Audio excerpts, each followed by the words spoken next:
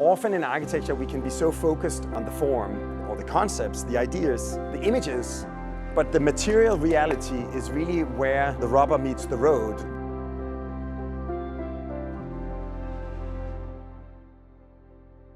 I enrolled in architecture school because it was part of the art academy.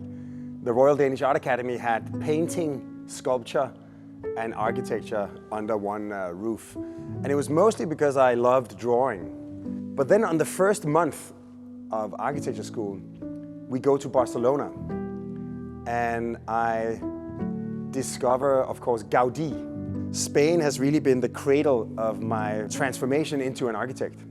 But two things come to mind. One is that when you walk around Casa Batlle, it's architecture as storytelling. The story of how the Catalans lost their freedom to Castilla-La Mancha. Gaudí is of course famous for the kind of very free, expressive geometries. But when you look closer, all the sculptural forms are incredibly rational. If you think about Suzhou Museum of Contemporary Art, it's almost trying to revisit the notion of the Chinese garden as an organizing principle for an art museum in this case. We like to create the extraordinary out of the ordinary.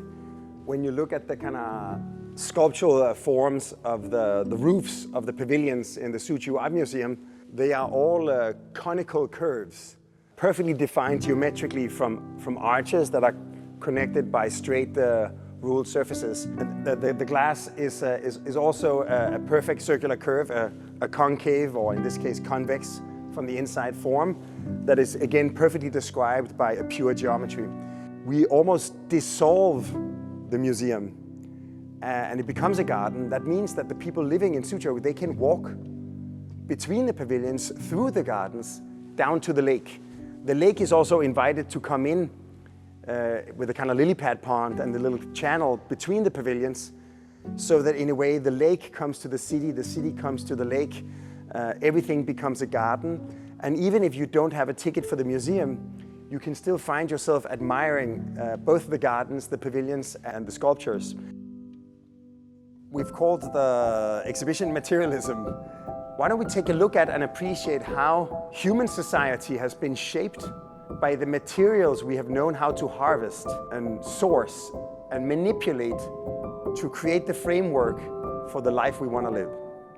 Urban rigger, it's essentially international shipping containers that have been repurposed to become floating student homes in Copenhagen. They're sitting on a podium of felt, which is made from recycled material, but you can see that the recycled materials actually has a beautiful aesthetic. Danish Maritime Museum, which is the repurposing of an old dry dock. So essentially upcycling a decommissioned industrial infrastructure to become framework for the Museum of Maritime Industry in Denmark. And we designed the headquarters for the Shenzhen Energy Mansion, where the facade looks almost like a origami or kind of Issey-Miyake folded fabric. Maximizes the amount of daylight while minimizing the amount of sunshine. So in a way the facade not only looks elegant, it also performs in terms of reducing thermal exposure and glare. It's almost like revisiting a handful of our projects, maybe telling a new story, applying a new angle, a new perspective to remind ourselves of the material reality that is always at the foundation of everything we do as architects. We are at a stage where we've existed for a quarter of a century, and I think now we have been entrusted with projects of complexity and a kind of cultural significance unlike anything we've ever done before. The first quarter of life, you grow and evolve and you become who you are.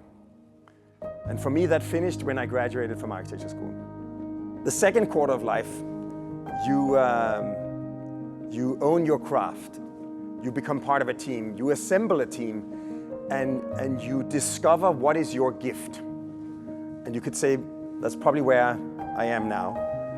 The third quarter of your life, you give to the world the gift you have to give. And I think by having assembled the team that I have, I think by having learned everything I have, I think now we are in a great position to be able to do exactly that. for myself and for Big, the next quarter of my life should really be about delivering on that gift.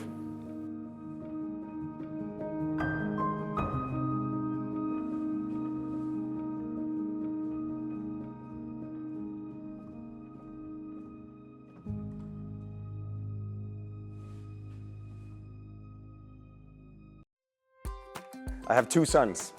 I'm not sure that I want to encourage any of my children to become architects necessarily, but I do love what I do. And I think what I can show them, what a gift it is to love what you do.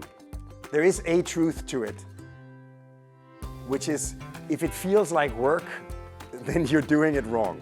That is important to them, or that they enjoy or like, or that they're curious about, to try to encourage them to pursue it and enable them to be able to pursue it.